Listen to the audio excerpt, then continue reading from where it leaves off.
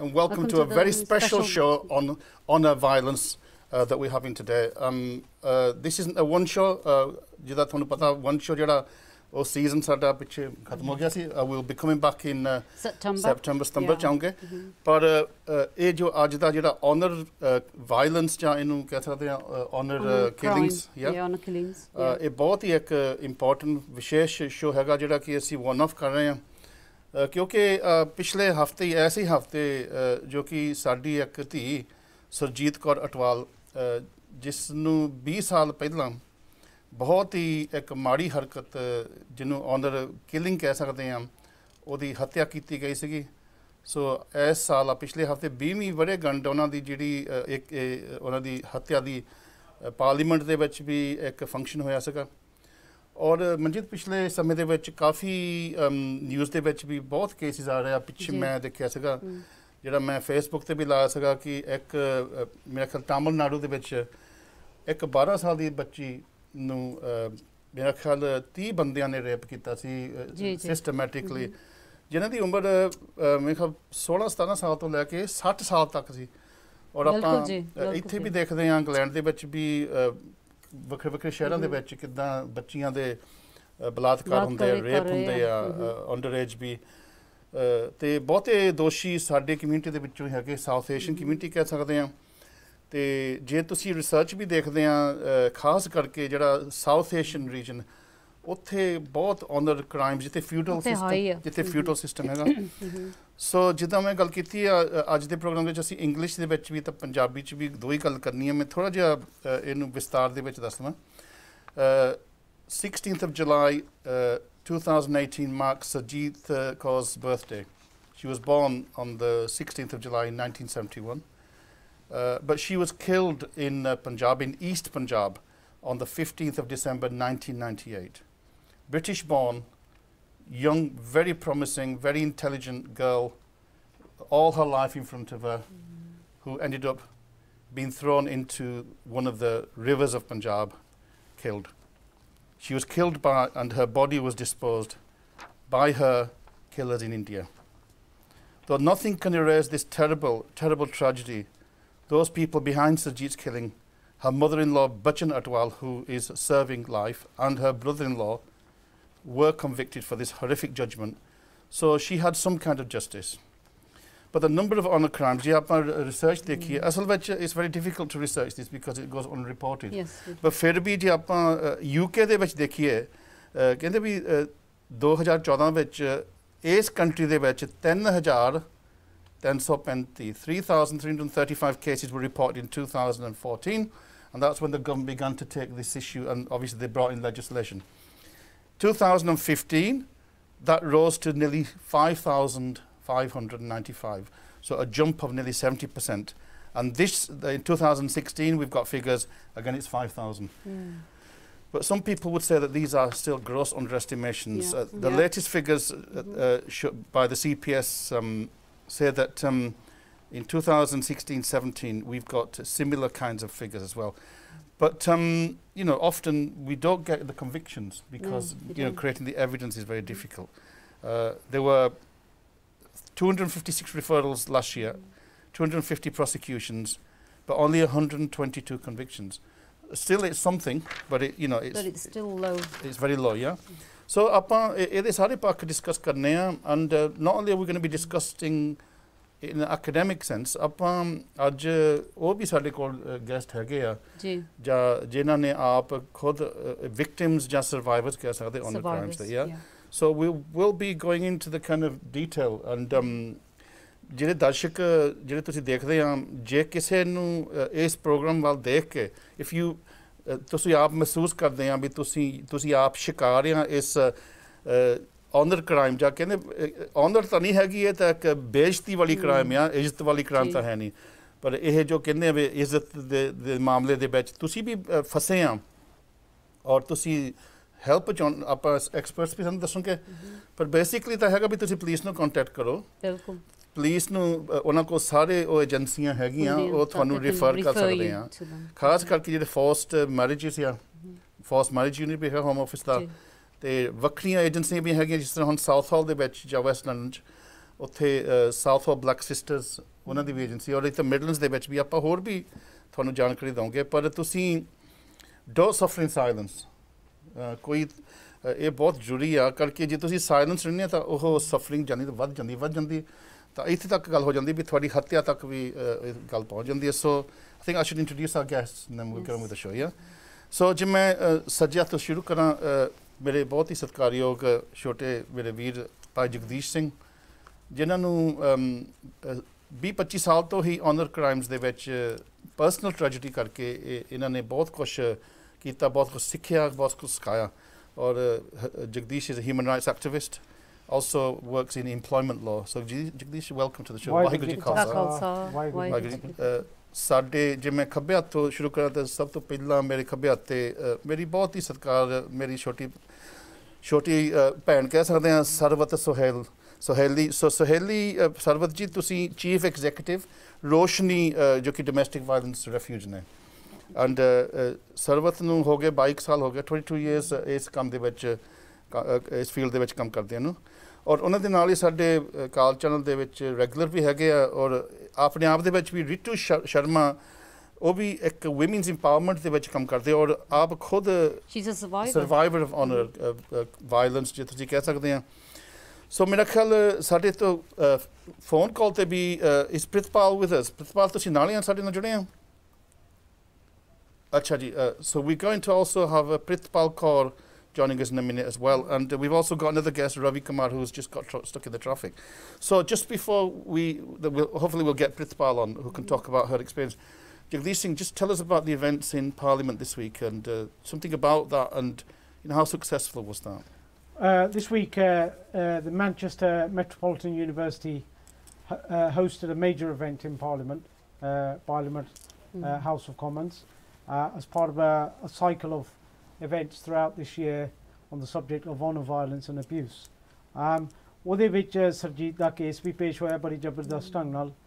ਉਹਦੇ ਵਿੱਚ ਪ੍ਰਿਤਪਾਲ ਕੌਰ, ਜੋ ਇੱਕ ਪੰਜਾਬੀ ਪਰਿਵਾਰ ਦੇ ਵਿੱਚੋਂ ਜਿਨ੍ਹਾਂ ਨੇ ਆਪਣੀ ਬੜੀ ਦਰਦਨਾਕ ਦੁਖਦਾਈ ਕਹਾਣੀ ਦੱਸੀ ਹੈ ਕਿ ਮੈਨੂੰ ਕਿਵੇਂ ਫੋਰਸਡ ਮੈਰਿਜ ਦੇ ਵਿੱਚ, ਜ਼ਬਰਦਸਤੀ ਵਿਆਹ ਦੇ ਵਿੱਚ ਮੈਨੂੰ ਮਜਬੂਰ ਕੀਤਾ ਜਾ ਰਿਹਾ ਸੀ ਕਿ ਇੱਕ ਲੜਕੇ, ਪੰਜਾਬ ਤੋਂ ਇੱਕ ਲੜਕੇ ਨਾਲ ਵਿਆਹ ਤੇਰਾ ਕਰ ਦੇਣਾ 16 ਸਾਲ ਦੀ ਉਮਰ ਵਿੱਚ, ਔਰ ਤੈਨੂੰ ਕਰਨਾ ਪੈਣਾ, ਤੈਨੂੰ ਹਾਂ ਕਰਨੀ ਪੈਣੀ ਹੈ, ਤਾਂ ਅਸੀਂ ਮੁੰਡਾ ਮੰਗ ਲਿਆ ਹੈ ਤਾਂ ਤੂੰ ਨਾ ਕਰ ਹੀ ਨਹੀਂ ਸਕਦੀ।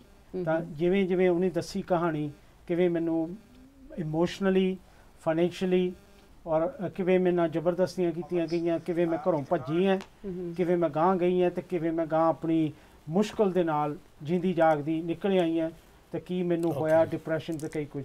ਉਹਦੀ ਵੀ ਆਪਣੀ ਜਵਾਨੀ ਕਹਾਣੀ ਅਸੀਂ ਸੁਣਾਂਗੇ ਅੱਜ। ਬਿਲਕੁਲ, ਪ੍ਰਿਤਪਾਲ ਸਾਡੇ ਨਾਲ ਜੁੜੇ ਆ ਇਸ ਟਾਈਮ 'ਤੇ। So Prithpal, welcome to the show. Waheguru ji ਕਾ ਖਾਲਸਾ, ਵਾਹਿਗੁਰੂ ਜੀ ਕੀ Fateh. Hello Prithpal. Hello Prithpal, welcome to the show. Thanks for joining us this evening. Not a problem. Thank you. As I say, we've just started the show, and Jagdish is just giving us a bit of a summary on what happened in Parliament, and he drew attention to the fact that you actually spoke in Parliament very passionately about your own experience. And just before that, I just want to congratulate you, because I know that you also just recently passed your law exams as well. So congratulations on that. Yeah. Thank you so much. Yeah. So Prithpal, as you know, today's show is all about honour violence, honour crime, honour killings, and this is a global phenomenon. It has its own patterns in different countries, but it's something that we thought that was left behind in the subcontinent, but it's very much alive in this country as well. And I know that one of the aspects of honour violence or crime is this whole issue about forced marriage, and we have now legislation. We'll talk about that later.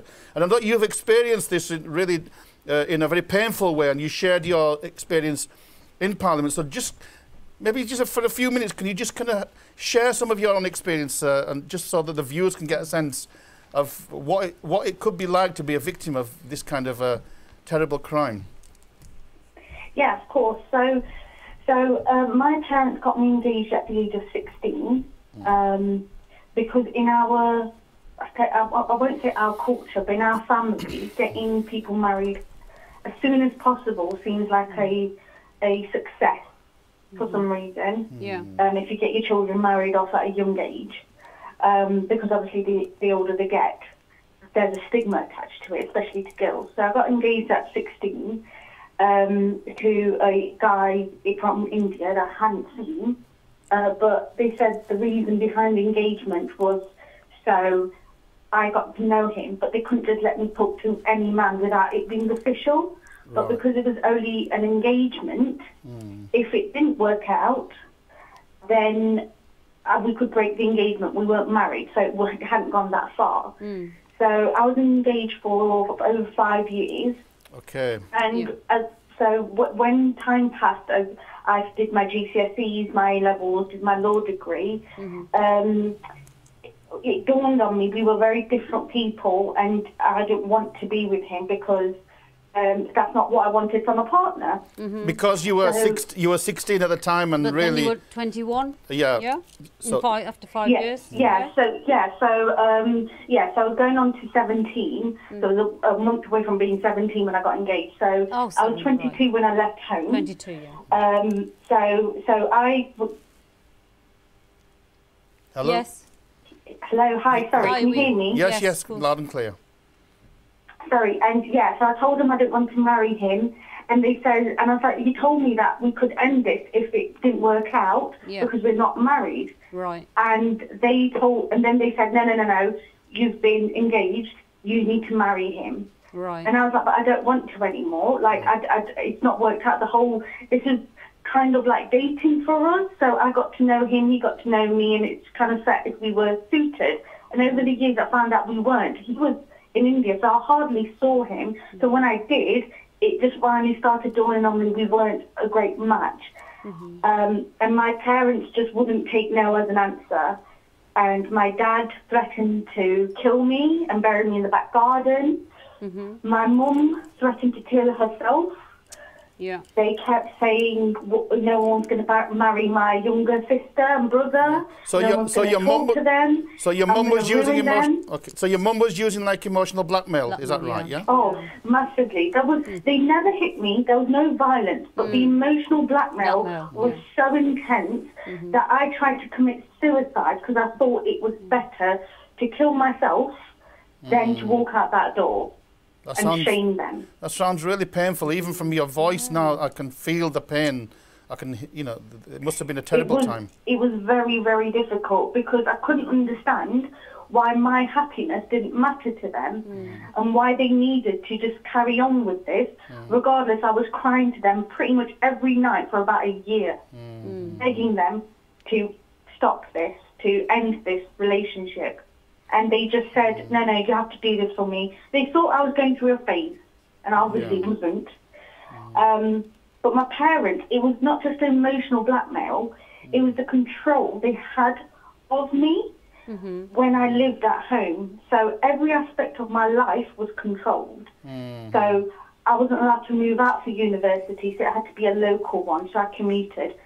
They had my university timetable on the fridge, so they knew exactly where I would be when. Yeah. My mum would go through my phone. She would go through my emails regularly to check who I was socialising with. We weren't allowed Facebook. We weren't allowed Instagram. I wasn't allowed to have friends around. I couldn't go out for a coffee. This is at the age of 21, 22. So this is like psychological abuse, isn't it? It's like psychological abuse. It's just a continuous control. Abuse, and if I've had to also take pictures of where I am, where there's a date and a time available to see to show that, to prove I'm in the bus station. Right. Yeah. So how did you escape or get out of this situation in one piece? Well, the thing is, my parents always said the door was there. If you walk out, you're never coming back. But my mum kept crying, telling me that I was her best daughter, that I couldn't do this, and what was she going to do without me? Right. And obviously, my dad just was like, "Well, you walk out, that's it." So you was given threats, yeah? Sorry? You was given threats by your father? Yeah, well, he initially did that. I'll bury you in the back garden, but never ever hit me. There was never any violence. But eventually, it all goes down to him saying, if you walk out that door, you're dead to me. Yeah. And my mum just keep begging me to stay. Otherwise, the consequences will be too much to deal with, and she wouldn't be able to deal with them. Okay. So all the burden was on to you? Yeah. It was so bad. I self-harmed for years. I tried to commit suicide. And it's when I tried to commit suicide, and it obviously didn't work, and I tried to take some sleeping tablets. I took about 30 sleeping tablets, but because they were over the counter, they weren't prescriptions, they're not that strong, and I didn't know that. Yeah, yeah. So when I took them and I woke up the next day, I was so angry with myself that, one, I couldn't get something right, and two, that I was ready to end my life for people who would cry over my dead body for 2 days and then carry on with life. So why can't I live my life the way I want it, and they can cry over that and carry on with their life? So that was 2 weeks before I left. You decided, I tried to commit suicide. So you decided that you weren't going to be a victim, but you're going to be a survivor.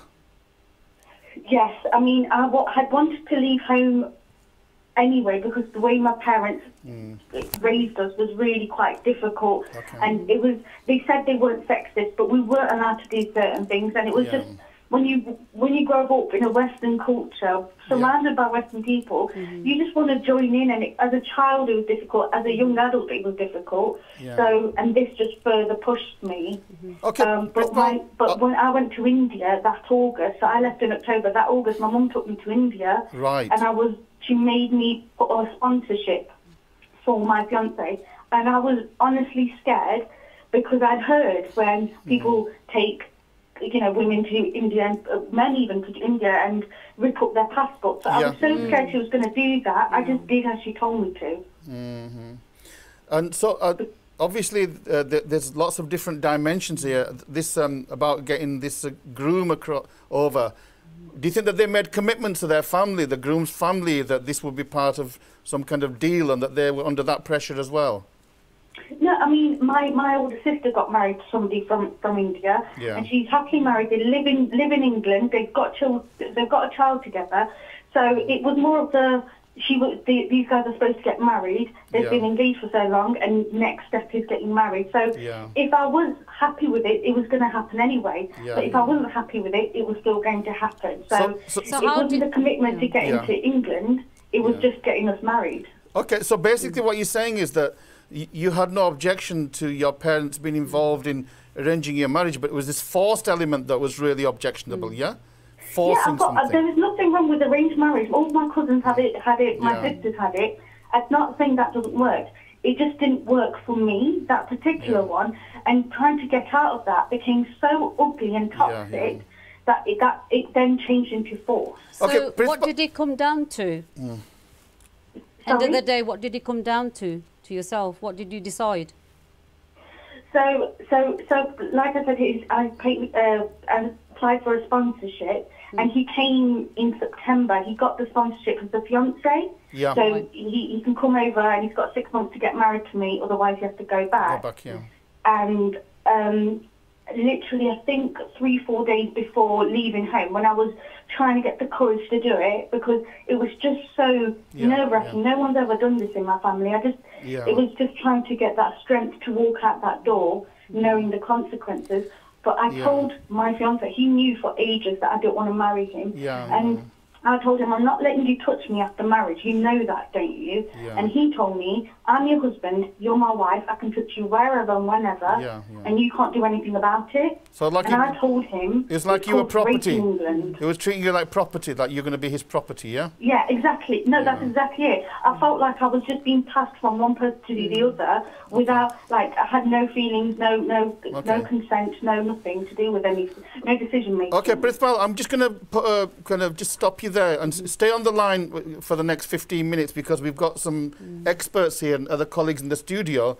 So you can come back in as well, because we want to just analyse this a bit more and just maybe generalise it. But stay on the line, yeah? And just before... Yeah, definitely. Okay, can I just also welcome our fourth guest, Ravi Kumar. Ravi got stuck in traffic. Ravi is a human rights campaigner. He works with the Anti-Caste Alliance, and also he's been working on all kinds of honour violence, cultural violence, and particularly violence against Dalit communities as well. It's all tied into that kind of feudal system. Ravi, welcome to the show. Vaheguru Ji Ka Khalsa, Vaheguru Ji Ki Fateh. Ritu, just want to start off with you. I mean, you heard Prithpal's story, and you hear many stories like Prithpal's. Oh yes. And especially you born and bred in India. What's your experience about What India stands out for culture? me, Manjeet, when I listened to Prithpal's story is nobody had ever done this in my family. Nobody had ever been there in my family. Yeah. Unfortunately, when somebody sticks up for themselves, Yeah. when somebody has a different sort of soul, when they don't fit into the mold they're expected to fit into, Yeah. that is where the problem So arises. they're trying to mould them into themselves. Yes, What they are. because the masses have followed. All of the daughters have been good daughters and have done what parents expected them to do and have lived to the expectations. But if there is someone who wants to live differently, do different stuff, be looked up, still be wanted to be treated as an equal human being, what is the problem with that? Why was she expected and forced to do something what she could not accept? ਉਹਨਾਂ ਦੀ ਆਤਮਾ ਜਿਹੜੀ ਨਹੀਂ ਮੰਨਦੀ ਸੀ ਉਹ ਕੰਮ ਕਰਨ ਲਈ, ਉਹਨਾਂ ਦੇ ਪੇਰੈਂਟਸ ਕਿਉਂ ਐਕਸਪੈਕਟ ਕਰਦੇ ਸੀ ਕਿ ਉਹਨਾਂ ਨੂੰ ਮੰਨਿਆ ਜਾਏ? ਤੇ ਉਹ ਮੇਰੇ ਲਈ ਸਭ ਤੋਂ ਵੱਡੀ ਚੀਜ਼ ਜਿਹੜੀ ਉਹ ਇਹ ਸਟਿਕ ਆਊਟ ਹੁੰਦੀ ਹੈ ਕਿ ਕਿਸੇ ਹੋਰ ਨੇ ਪਰਿਵਾਰ 'ਚ ਨਹੀਂ ਕੀਤਾ ਸੀ ਤੇ ਉਹਨਾਂ ਨੂੰ ਤਾਂ ਕਰਕੇ ਲੇਬਲ ਕਰ ਦਿੱਤਾ ਗਿਆ ਕਿਉਂਕਿ ਕਿਸੇ ਹੋਰ ਨੇ ਪਰਿਵਾਰ 'ਚ ਨਹੀਂ ਕੀਤਾ ਸੀ। ਵੈਰੀ ਸਿਮਿਲਰ ਸਟੋਰੀ ਟੂ ਮਾਈਨ। ਮੇਰੇ ਪਰਿਵਾਰ 'ਚ ਵੀ ਕਿਸੇ ਹੋਰ ਨੇ ਨਹੀਂ ਕੀਤਾ ਸੀ। I wanted to stand up for myself. I wanted to speak up for myself. I wanted to have my equal human rights. I was not asking for the world. So when you were growing up, were you asking questions? You were like, I were was you one of those asking a people lot of that questions. I understood it at a very young age that the way I was treated was different to how my brother was treated. And we were only 15 So months there were two apart in different age. standards, Hanji, like for boys and girls, equally like, different standards. like siblings. Attention bought see, pyar bought see, and I was kind of disregarded, unnoticed, just left to grow in a corner. Attention nahi si. The only one human right I was equally given was education, and I'm so thankful to God for that and to my parents equally. So do you think that was a threat to the family? Like you were challenging I them? don't think it was a threat, Manjeet. I know it was a threat. They saw me as a threat because when I asked questions, I didn't get answers. I was asked to leave the room. But the tragedy is that it doesn't have to be a threat. You know, if we No. educate our children, Hanji, then we give them a mind and then we say, don't have a mind. ਹਾਂਜੀ There's ਤੁਹਾਨੂੰ contradiction there, educate ਕਰ isn't it? ਦਿੱਤਾ ਜਾਂਦਾ, ਤੁਹਾਡੇ ਤੋਂ expect ਕੀਤਾ ਜਾਂਦਾ ਤੁਸੀਂ ਚੰਗੀਆਂ ਨੌਕਰੀਆਂ ਤੇ ਜਾਓ, ਤੁਸੀਂ ਡਾਕਟਰ ਇੰਜੀਨੀਅਰ ਟੀਚਰਸ ਬਣੋ, ਪਰ ਤੁਹਾਡੇ ਕੋਲ ਆਪਣੀ ਸੋਚ ਨਹੀਂ ਹੋਣੀ ਚਾਹੀਦੀ। How unfair is that? It's funny because they give you the education, then they take your mind away, and they want They to expect you to replace just their carry mind on. into Exactly, your. Hanji, Hanji, bilkul. We're going to have 2 minutes before we're going to go for our first break. We're going to actually have three parts to this today. But I was just wondering, maybe Sarwat, if you just want to maybe just for a minute or so, just respond, and then we will. One of the key things I picked up that which I want to highlight is that Prithpal actually spoke about how there was no physical violence and it was all emotional. It's all verbal, Psychologically, psychologically, I think and 60 to 70% of the cases we've had, both working at Roshni and then working for the Reducing Domestic Violence Project, is that 60% of the cases there was no violence. And I think prior to the introduction of the, making forced marriage a criminal offence, the problem we faced was that a lot of this was where the emotional pressure was built up. So what criminal offence do you face? Exactly. What do you turn to? when there's And I no think that was a big provable issue. evidence that you can give. Absolutely, the evidential burden, That's is always really- an issue. Yeah, I mean, Ravi, can we maybe bring you in as well? We've got a couple of minutes to the break. What is it about South Asian societies or South Asian culture that on the surface it's every It looks beautiful. love and very Yeah. That's right. then you lift the lid, and today's show is about lifting the lid. Asi Like aaj living parda khona, collectively in a family, and we're all happy. don't you know? wash your linen in Yeah. dirty linen in public. Chopero. What's all this about? It's all double standards. I mean, if you look at South Asia and Bollywood as a whole, it promotes romance as the greatest thing, an ideal you can have, and love and singing songs. But as soon as any person in a family tries to independently make a decision, then all of a sudden it's no, you can't do this, and they They start go against them. Yeah, they start enforcing the general mold, which is do as we say and do as we tell you. Is it too strong to say that our culture is actually it's full of lies? We live a life. We've specialised. We perfected the art of living a lie. It is, and the hypocrisy just screams out.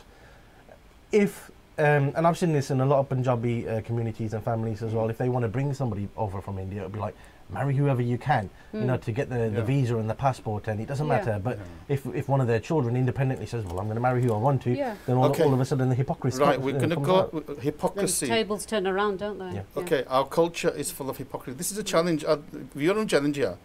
ਆਪਾਂ ਬੜਾ ਫਖਰ ਕਰਦੇ ਵੀ ਸਾਡੇ ਪੰਜਾਬੀ ਜਾਂ Indian ਜਾਂ south Asian, ਪਰ ਅਸੀਂ ਕਹਿੰਦੇ ਅਸੀਂ ਹਿਪੋਕ੍ਰਿਟਸ ਹਾਂ। ਕੀ ਤੁਸੀਂ ਸਮਝਦੇ ਆ ਅਸੀਂ ਬ੍ਰੇਕ ਤੋਂ ਬਾਅਦ ਕਾਲਾਂ ਵੀ ਲਾਉਂਗੇ ਬ੍ਰੇਕ ਤੋਂ ਬਾਅਦ ਜੁੜਦੇ ਹਾਂ ਫਤਿਹ ਬੁਲਾਓ ਵਾਹਿਗੁਰੂ ਜੀ ਕਾ ਖਾਲਸਾ ਵਾਹਿਗੁਰੂ ਜੀ ਕੀ ਫਤਿਹ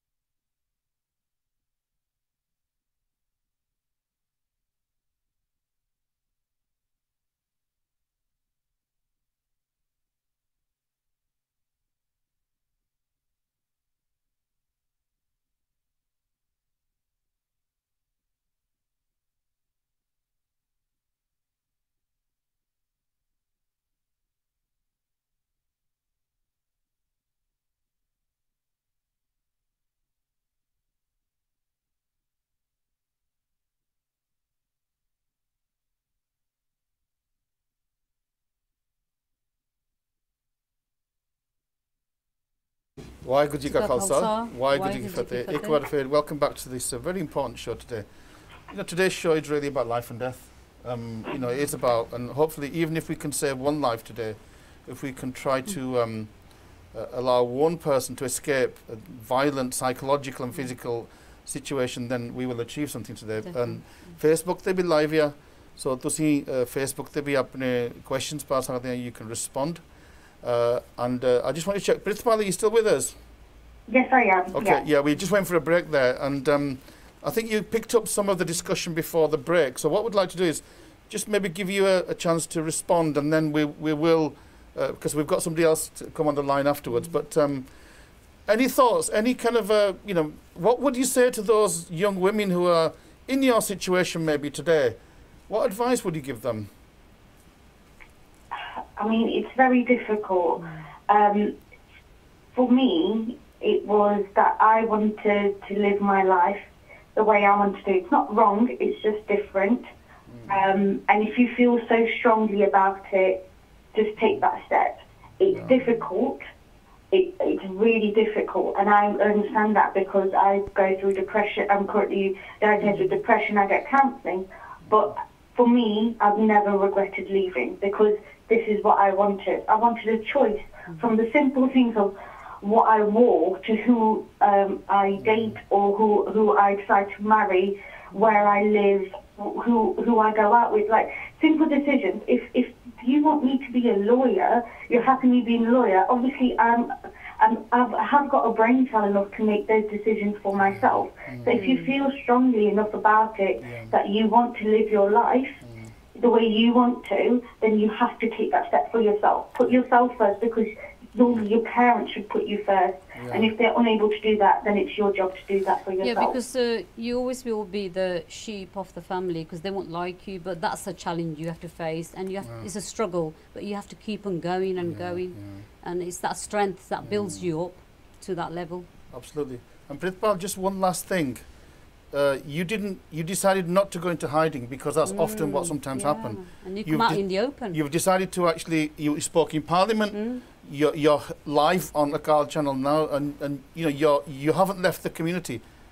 What's the thinking behind that? Because in the past, I think women tend to just kind of leave the community. So initially, I've left home 3.5 years ago. So initially, I worked with the charity Demed International in trying to raise awareness, but I was anonymous, so I did quite a few things with them. But it was under a different name, a Sikh name, just to make it clear that I wasn't a Muslim and I was a Sikh. But I tried to raise awareness. But when I got this opportunity to talk in the House of Parliament, I'm fed up of hiding. I've not done anything wrong. And my parents have disowned me. So I just feel like, well, I want to raise awareness because in our culture, everyone makes out that this does not happen. In the Punjabi culture, everyone says, we listen to our children, we care about our children. Unfortunately, the horrible, ugly truth is, when it comes to girls especially, the skeletons are all swept under the carpet. It's pressure to do what their family, what the family thinks is best for them. So for me, it finally was like, well, I'm sick of hiding. I've got nothing to hide, and if anything, I think it's easier for me to raise awareness about this issue if I put my name and my face out there. When somebody anonymous does it, it still has an effect, but I don't think it's not as effective as having the person who's been through it. You can see their face, you can see their name. So that's why I've decided to come out with my name and my face. Thanks very much for coming out. Before you go, can I just ask a question? I think a lot of the questions we tend to have from the victims that contact Roshni is, we love our parents, we want this to stop, but we don't want to leave. Another more recent that we have calls, or whether it's in response to radio interviews or media, we have is, we don't want to report forced marriage because our parents are going to be arrested. What would you say to those survivors who are going through that kind of divided mindset? Loyalty. What would you say to those? Because I think that would be quite useful. but the thing is, I've been there. I've not wanted to do it because I absolutely love my parents, and I still do. But at one point it got so bad that I just had to put myself first. But I decided not to take it to the court level because I just couldn't get myself to do that at all. I got myself out of the situation. I didn't know if there was going to be danger to me after I did that because no one's ever done it. So, you know, the police was involved initially to inform them that I don't want to be contacted and things like that. But I never got a forced marriage order against them because I just felt I didn't want to take it that far unless safety was an issue. And it never has been. All right then, Prithpal, thanks for coming on. And thank you so much. You know, we'll keep in touch. Yes, thank you very much. Waheguru Ji Ka Khalsa, Waheguru Ji Ki Fateh. Jagdish, I mean, in a sense, with Sajid's case, you know, she was married. You were the parents. You were the parents' side. But when she went to the in-laws, she suffered and suffered and suffered. Yeah. She suffered 10 years of misery, 5 years of initial silence. 5 years into the marriage, she broke her silence, started to speak up, started to call us in Coventry from where she was living with the in-laws in Hayes. Started to say, it's too much, I need to speak up. The stories of her first child being taken off her and the mother-in-law saying the young child should call me mother, not you mother. The physical violence. But the interesting thing is there that Prithpal talks about the kind of honour violence, if you like, psychological violence from her own blood side, her parents' side. Here Sajid had the experience in the in-laws, so it can happen. It follows you, doesn't it? That's the and I think the issue is sometimes that you're having that pressure from your in-laws, but equally when you try to turn to your parents, that's what we find with a lot of the victims is they're not willing to support. What they do is they keep sending you back. And I think that's where women are feeling that pressure to take their life because who do you turn There's to? no one there to support them. And Sajid was frequently get taunted. And she's documented this when she was alive in her secret diaries, which were found hidden away in the attic by the police, and will be published in due course. That the in-laws would taunt me, your family's not going to do anything, you've got nobody, so you better just live with it. I think there's a reason behind that as well, because when they say, in-laws ਹੁੰਦੇ, they say, oh, ਉਹਨਾਂ ਨੇ ਕੁਛ ਨਹੀਂ ਤੇਰੇ ਮਾਂ-ਬਾਪ ਨੇ ਕਰਨਾ, ਉਹਨਾਂ ਨੇ ਵਿਆਹੀ ਹੁੰਦੀ ਉਹ ਕਹਿੰਦੇ ਤੂੰ ਹੁਣ ਉਹ ਤੇਰਾ ਘਰ ਆ. That's your home. This whole Don't look back. ਤੂੰ ਹੁਣ ਚਲੇ ਗਈ ਆ, ਤੂੰ ਉਹਨਾਂ ਦੀ ਆ. It's part of that ideology of her being a property, isn't it? Property. She was my property. Handed you over. ਤੇ ਹੁਣ ਤੂੰ ਪਿੱਛਾ ਨਹੀਂ ਦੇਖਣਾ ਤੂੰ ਉਹ ਘਰ ਬਣਾਉਣਾ ਉਹ ਤੇਰੇ ਮਾਂ-ਬਾਪ ਪਰ ਉਹ ਮਾਂ-ਬਾਪ ਜੇ ਇਹ ਜੇ ਹੋਣ ਜਿਹੜੇ honor crime kan oh maa baap kidda tusi keh sakde ho na. Absolutely. We've got Rani Bilkos on the line from Gina. Rani, welcome to the show. Waheguru Ji Ka Khalsa. Waheguru Ji Ki Fateh. Rani, it's a pity you couldn't have joined us in the studio. I know you've been busy, but thanks for joining us anyway. And you know, we heard from Prithpal before you were on, and she gave us a very powerful testimony, really. How she had this kind of like almost like a love-hate kind of.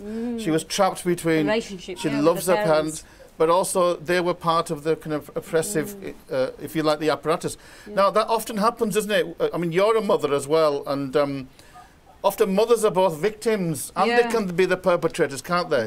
They're trapped in between. Definitely. That's right. So because of our social conditioning, where we believe that certain traits, like, you know, for example, makeup नहीं ला सकते या बाल नहीं कर सकते या, you know, उसे नहीं जाना जो कोई नहीं है तो बस ब्याह ही करना. So it's also social conditioning that our parents. उन्होंने कहते ब्याह करा के तू आधे सौरे घर करिए काम. You know, just like wearing makeup, because my conditioning was until you get married, you can't wear makeup, and so we have to break that cycle. We have to break that mold. And we have to be very, very, I think, brave in doing so. And do you know what happens sometimes?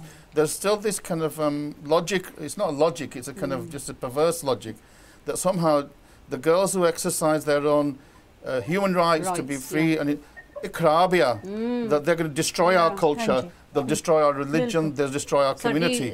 How true is that? You know, is there any truth in that? I don't even think it's about the culture and religion. They'll think that a non but non and we teach by the community but unfortunately they don't karte.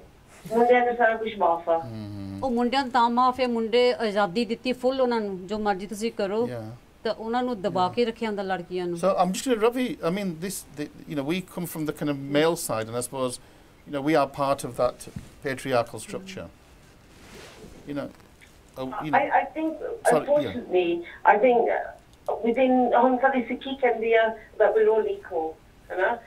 We go to our gurdwaras ਉੱਥੇ ਆਪਾਂ ਸਾਰੇ ਇਕੱਠੇ ਬੈਠਦੇ ਇਕੱਠੇ ਮਤਲਬ ਲੰਗਰ ਛਕਦੇ ਆ ਇਕੱਠੇ ਪਾਠ ਕਰਦੇ ਆ ਹਨਾ and we're very quick to criticize other cultures and other religions that don't practice that, but in essence I think we're hypocrites because we have two sides of things. ਮੁੰਡਿਆਂ ਨੂੰ ਸਾਰਾ ਕੁਝ ਕਿਦਾਂ ਮਾਫ ਆ and ਕੁੜੀਆਂ ਨੂੰ ਨਹੀਂ. So I think ਜਦੋਂ ਆਪਾਂ ਹੁਣ ਇੱਥੇ ਤੱਕ ਮੈਨੂੰ ਇੰਨਾ ਪਤਾ ਹੈ ਕਈ ਸੱਸਾਂ ਜਦੋਂ ਕਿਤੇ ਪੋਤੀਆਂ ਹੁੰਦੀਆਂ ਆ ਉਹਨਾਂ ਨੂੰ ਕਹਿੰਦੇ ਆ ਕਿਤੇ ਆਪਣਾ ਮਾਂ ਦਾ ਦੁੱਧ ਨਹੀਂ ਪਿਲਾਉਣਾ ਪਰ ਮੁੰਡਿਆਂ ਨੂੰ ਪਿਲਾਉਣਾ.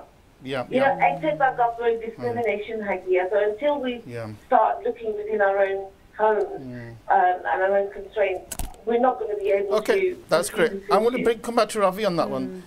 So is this a particular crime against women and girls by men, or is it more complicated than that? It's more complicated than that. I think it's a crime against humanity and freedom of choice. When I've analysed this, I've looked at the origin of it. Where is it coming from? Because things don't happen in a vacuum. You may say, Rav, you're always going to bring it back to the caste system, but I will do, because the caste system is there to preserve certain identities and a power structure. And it uses endogamy, so marriage within your community. And this mindset of forced marriage, you know, and it's so prolific in the South Asian mindset, is an extension of that. I mean, if we can bring Sarwat in there, you know, certainly the case, if you particularly look at on killings in India and Pakistan, a lot of them do is if somebody's gone outside the caste or Bradri, or class even class, class. But it's caste and Bradri is very powerful, both in Pakistan very and powerful, India. But I think what I found is that they hold this, you know, what I think about dishonour, you know, you get one client that comes through, the case that sticks out to me the most was we had a young lady that came in to the refuge and said, well, I was never allowed to wear westernized clothes, but my friends used to go to town, so she put the clothes in her bag with some makeup, changed in the toilets, somebody saw her and automatically reached an assumption that she's actually getting ready to see a male. They tried to force her into a marriage simply because they thought she's got somebody. So I think what each family thinks about, you know, so-called honour differs from family to family. Things up that make assume things. So there's one that we had was simply what was regarded as dishonour was simply because she spoke back.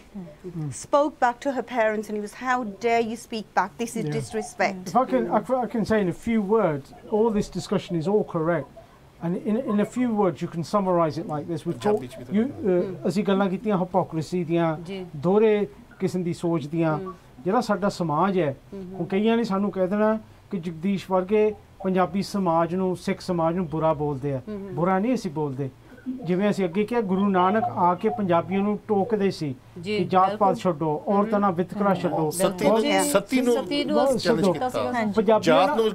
ਪੰਜਾਬੀਆਂ ਨਾਲ ਪਿਆਰ ਸੀ ਗੁਰੂ ਨਾਨਕ ਦਾ, ਤਾਂ ਉਹਨੂੰ ਪੰਜਾਬੀਆਂ ਨੂੰ ਕਹਿ ਰਹੇ ਸੀ ਤੁਸੀਂ ਜਾਗੋ, ਚੰਗੇ ਇਨਸਾਨ ਬਣੋ, ਕਿਉਂਕਿ ਉਹਨਾਂ ਨੂੰ ਪਿਆਰ ਸੀ, ਆ ਚੀਜ਼ਾਂ ਛੱਡੋ. ਉਸੇ ਤਰ੍ਹਾਂ ਸਾਨੂੰ ਪੰਜਾਬੀਆਂ ਨਾਲ ਪਿਆਰ ਹੈ, ਕਸ਼ਮੀਰੀਆਂ ਨਾਲ ਪਿਆਰ ਹੈ, ਸਿੱਖਾਂ ਨਾਲ ਪਿਆਰ ਹੈ, ਮੁਸਲਮਾਨਾਂ ਨਾਲ ਪਿਆਰ ਹੈ. ਅਸੀਂ ਤਾਂ ਤੁਹਾਨੂੰ ਕਹਿ ਰਹੇ ਹਾਂ ਕਿ ਆ ਜਿਹੜੀਆਂ ਹਰਕਤਾਂ ਆ ਇਹ ਬੁਰੀਆਂ ਬੰਦ ਕਰੋ. ਇਹ ਮੈਂ ਰਿਤੂ ਕੀ ਕੋਈ ਰਾਣੀ ਜਿਹੜੇ any ਕਿਦਾ forced marriage ਆਪਾਂ ਕਹਿ ਦਿੰਦੇ ਆ ਹਨਾ, but what you got to understand, ਆਪਣੇ ਜਿਹੜੇ Punjabi obviously it's a lot more complex ਜਿਹੜੇ marriage structure ਆ, but when it comes to ਜਿਹੜੇ ਹੁਣ ਕਿਦਾ ਆਪਣੇ ਮੁਸਲਮਾਨ ਆਪਣੇ ਭਰਾ ਹੈਗੇ ਭੈਣਾਂ ਹੈਗੀਆਂ, ਉਹਨਾਂ ਦੇ marriages are even more complex because ਉਹ ਆਪਣੇ ਕਿਦਾ familial marriages ਕਰਦੇ ਆ, family ਵਿੱਚ ਬਰਾਦਰੀ ਦੇ ਵਿੱਚ issues around there, but ਜਿਹੜੇ ਆਪਣੇ forced marriage ਕਹਿ ਦਿੰਦੇ ਆ, for example,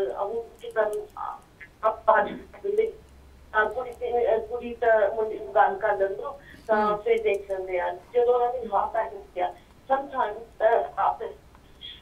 Rani, I think you're cutting up. I think the line's not very good.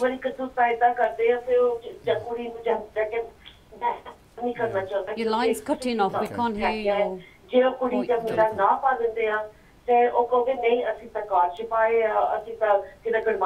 फिर emotional blackmail हो जाता ना. Exactly. Yeah, बिल्कुल. Rani, I think we'll call it. We'll leave it there. But thanks for your contribution. Thank you so the line's much. not very good, but thanks for your Thank contribution. you. Vaheguru ji ka khalsa. Ritu ਮੈਂ ਤੁਹਾਡੇ ਤੋਂ ਆਉਣਾ ਸੀ ਜਿਹੜੇ ਕਈ ਲੋਕੀ ਕਹਿੰਦੇ ਆ ਵੀ ਇਹ ਸਾਡੇ ਧਰਮ ਨੂੰ ਡੈਮੇਜ ਕਰੂਗਾ ਤੇ ਕੀ ਕੋਈ ਧਰਮੀ ਬੰਦਾ ਇਹ ਕੰਮ ਕਰ ਸਕਦਾ ਆਪਣੀ ਧੀਆਂ ਨੂੰ ਮਾਰ ਸਕਦਾ ਧਰਮੀ ਬੰਦਾ ਜਿਹੜਾ ਰੱਬ ਨੂੰ ਜਿਹੜਾ ਅੱਲਾਹ ਵਾਹਿਗੁਰੂ ਨੂੰ ਹਾਂਜੀ ਉਹ ਧਰਮੀ ਹੋ ਸਕਦਾ ਬੰਦਾ ਨਹੀਂ ਹੋ ਸਕਦਾ ਸਰ ਕਿੱਦਾਂ ਹੋ ਸਕਦਾ ਧਰਮ ਕਿਹੜਾ ਕਹਿੰਦਾ ਹੈ ਕਿ ਇੱਕ ਹਿਊਮਨ ਬੀਇੰਗ ਦੂਜੇ ਹਿਊਮਨ ਬੀਇੰਗ ਨੂੰ ਸਪਰੈਸ ਕਰੋ forget it being your own children ਤੇ ਜਦੋਂ ਅਸੀਂ ਮਾਂ-ਬਾਪ ਬਣਦੇ ਆ sir being a mother myself I know ਜਦੋਂ ਅਸੀਂ ਮਾਂ-ਬਾਪ ਬਣਦੇ ਆ ਇੰਨੀ ਵੱਡੀ ਜ਼ਿੰਮੇਵਾਰੀ ਸਾਡੇ ਹੱਥਾਂ 'ਚ ਸਾਡੇ ਮੋਢਿਆਂ ਤੇ ਰੱਬ ਪਾਉਂਦਾ ਆ ਕਿ ਆ ਜਿਹੜਾ ਬੱਚਾ ਮੈਂ ਤੈਨੂੰ ਦਿੱਤਾ ਆ ਮੇਰੀ ਅਮਾਨਤ ਆ ਪਰ ਤੇਰੀ ਜ਼ਿੰਮੇਵਾਰੀ ਆ ਇਹਨੂੰ ਕਿੱਦਾਂ ਵੱਡਾ ਕੀਤਾ ਜਾਏ ਇਹਦੀ ਪਰਸਨੈਲਿਟੀ ਕਿੱਦਾਂ ਸ਼ੇਪ ਕੀਤੀ ਜਾਏ ਇਹਨੂੰ ਕਿੰਨੀਆਂ ਆਪਸ਼ਨਸ ਦਿੱਤੀਆਂ ਜਾਏ ਉਹਨੂੰ ਪੈਰਾਂ ਤੇ ਖੜਾ ਕੀਤਾ ਜਾਵੇ ਸਮਝਾਇਆ ਜਾਏ ਕਿ ਦੁਨੀਆ ਨੂੰ ਕਿੱਦਾਂ ਫੇਸ ਕਰ ਸਕਦਾ ਹੈ ਕਿੱਦਾਂ ਆਪਣੀ ਲਾਈਫ ਬਣਾ ਸਕਦਾ ਹੈ ਜੇ ਖੇਤ ਨੂੰ ਵਾੜ ਖਾਣ ਲੱਗ ਜੇ ਤੇ ਸਰ ਅਸੀਂ ਉਮੀਦ ਕਿੱਥੋਂ ਕਰਾਂਗੇ ਉਸ ਤੋਂ ਬਾਅਦ ਯਾ ਸਰਵਤ ਮੈਂ ਕਈ ਵਾਰੀ ਸੋਚਦਾ ਹੁੰਨਾ ਜਿੱਦਾਂ ਹੁਣ ਆਪਾਂ ਕਿਉਂਕਿ ਅਸੀਂ ਅਕਸਰ ਹੈ ਤਾਂ ਪੰਜਾਬੀ ਸਾਰੇ ਤੇ ਆਪਾਂ ਬੜੇ ਫਖਰ ਕਰਦੇ ਹਾਂ ਆਪਾਂ ਜਦੋਂ ਹੀ ਰਾਂਝਾ ਜਾਂ ਪੁਰਾਣੀਆਂ ਜਿਹੜੀਆਂ ਹਿਸਟੋਰੀਕਲ ਨੈਰੇਟਿਵਸ ਪੋਇਮ ਦੇ ਵਿੱਚ ਬੜੀ ਬਹਾਦਰੀ ਦੀ ਗੱਲ ਵੀ ਆ ਬੜੀ ਇੱਕ ਇਮਾਨਦਾਰੀ ਦੀ ਵੀ ਗੱਲ ਸਾਨੂੰ ਮਿਲਦੀ ਆ ਪਰ ਸਭ ਤੋਂ ਜ਼ਿਆਦਾ ਕਹਿੰਦੇ ਆਨਰ ਕ੍ਰਾਈਮਸ ਇੰਡੀਆ ਸ਼ਾਇਦ ਪੰਜਾਬ ਉਸ ਇਲਾਕੇ 'ਚ ਹੁੰਦੇ ਆ what's going on where is this disconnect I think I don't know whether I agree with that statement because I think honor crimes cut across but I've seen the statistics the UK. I've looked at some statistics and maybe they just maybe we're detecting them there but it seems to, is it something this kind of feudal kind of almost I think it does exist in feudal societies it is far more prevalent ਅਸੀਂ ਬਹਾਦਰ ਕੌਮ ਆ ਅਸੀਂ Bahadur you know ਕੋਈ ਸਾਨੂੰ ਔਰਤਾਂ ਨੂੰ control ਕਰਨਾ ਬਹੁਤ ਬਹਾਦਰੀ ਮੰਨੀ ਜਾਂਦੀ it's at the end of the day is power and control the woman control what she does it's a form of power I think it's 76% I think I mean I would add to that if you look at female infanticide and if you look at the rate in Punjab you're looking at out of 1,000 boys there's only 650 girls, the worst in the world. And this links back to the issue of dowry, where women are that is the cause. It's the cause. And dowry. So, you know, something in history that was decided has an impact today, why women are looked down upon. And when there's a birth of a female child, it's actually considered, you know, a curse in some people then rather than being a blessing. So it's all part of the same mindset, the system, where you have to pay money.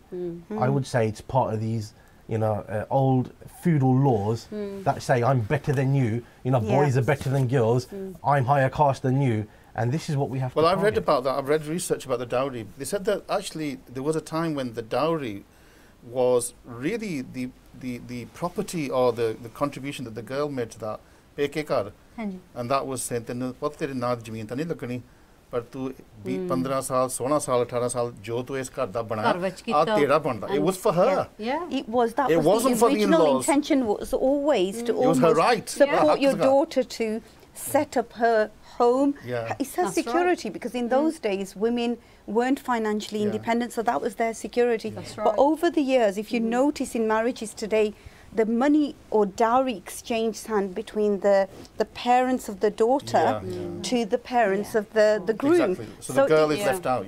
Absolutely. Jagdish, I think we, you know, these we talked about Guru Nanak and obviously he identified those evils, But there have been periods in our history where, for example, weddings were very simple. ਪਿੰਡਾਂ 'ਚ ਕਰਦੇ ਸੀਗੇ ਪਿੰਡ ਸਾਰਾ ਖੁਸ਼ੀ ਹੁੰਦੀ ਸੀਗੀ. But nowadays, it's pathetic nowadays. Do you think that the Missile period had something to do with that? Because in the Missile period, we glorified this kind of, the whole kind of opulence of the Maharajas and that, and then almost the peasants themselves were forced into these kind of I think the voluminous and vanity, materialistic vanity is not just pathetic, it's gruesome. It's just grown and grown and grown. It's gruesome, truly gruesome, when the family are aware themselves, we don't have the financial capacity for this, but we will beg and borrow from friends and the banks to put up this show and drama. So we can suffer through that to show... We'll perform the wedding very stressfully, as we all do it. Indian weddings, South are massively stressful. Planning, preparing, grabbing money. Once it's over, we'll have 2 days rest, and then we'll get on with paying the loan off. But you know what I found, Manjit? Depression, Manjit, because sometimes we might think that this kind of honour-based violence is really amongst the maybe the illiterate classes, amongst the unparticular. But I read that girls, medicine MBBA that they've been victims of. Parents भी जड़े हुंदे हो पढ़े लिखे हुंदे हो जो अमीर भी शिकार हुंदे हैं. I think, you know, the type of cases we've had, you could say that the pressure with some of the more educated is even more, because a parent whose daughter or son have educated to a certain level. I had one who was actually a GP herself. Well, the boy that we dealt with was the son of a GP. He was at university. Mum, he was dating, I think, a personal assistant. And Mum did not want him to marry somebody who was... It was actually her personal assistant. So the pressure was built up, and they used pressure from, I'm not going to pay for your university. So if you want to carry on, you need to stop the relationship. Do it yourself. So there was a lot of financial pressure in that case. You know, is it almost... I think there's a reason, sorry, I'm stopping you. There's a reason behind that, because if that is the oldest, I don't know what age, what sort of, you know, second, third child is doing it, because is that person is a role model to the other siblings as well. Absolutely. If he takes that step or she takes it, then what is he sending? What message are they sending to the next sibling as well? And then they say, I'm not going to support you because of this reason, because you're setting up a trend. Absolutely. Something that we're against. But I think that then becomes almost, you know, the bar for that person to leave, because that they're almost made to feel that if you leave, okay, because of this violence, how is that going to impact on your... You will destroy the whole family. Exactly. I think one of the cases I had which was quite distressing, was there was a young girl who actually took the decision to leave, only for us to find that we've supported this particular victim, but when she left, the marriage had already been arranged. The parents felt, we've paid for the hall, we've paid for everything. So what did they do? Straight away got the younger one to sit, or almost replace her. Oh my God. And I think in my training that I've done, I've specifically said, please do not look at the victim in front of you. Start to risk assess others around her. Who else is at risk? Does she have friends who've helped her out? Do they need help? Does her partner, so she's in a relationship, she's in a refuge, but is her partner safe out in the community? So looking at risk assessment from a wider angle, not just the lady in front of us. Exactly. That's right. Ravi, you know, coming back to that question, that I mean, there's no justification. No. There can't be any justification in religion. I mean, you know, Islam means Islam means peace. It's the opposite of zulm. This is zulm, so for me it breaks every religious. But sometimes this argument is presented that our communities, our families, we're under siege, there's racism here, there's poverty, there's attacks. And what we don't want is to fragment, you know, because often this honour crime is linked to young people who choose to marry out of their faith, out of their family, and a lot of them are linked to that, because we had the example. So how do you try to allay their fears that maybe this is annihilation for our community, that they're defending our heritage and our culture and our families? Exactly. How do you address that? Education is key always. In every aspect you have to educate the perpetrators, which in this instant are the parents. So where do they get it from? They would have had the same experience under their parents. So it's a community cycle of violence. It's a cycle, and it's a physical entity, because it materializes and people suffer the consequences of it. So you educate the parents and say, this is what's expected of freedom and human rights and liberty in this country. Because on one hand, you've got Bollywood for the last 50 years, which has been promoting fall in love and be happy, ha ha ha, and all the rest of it.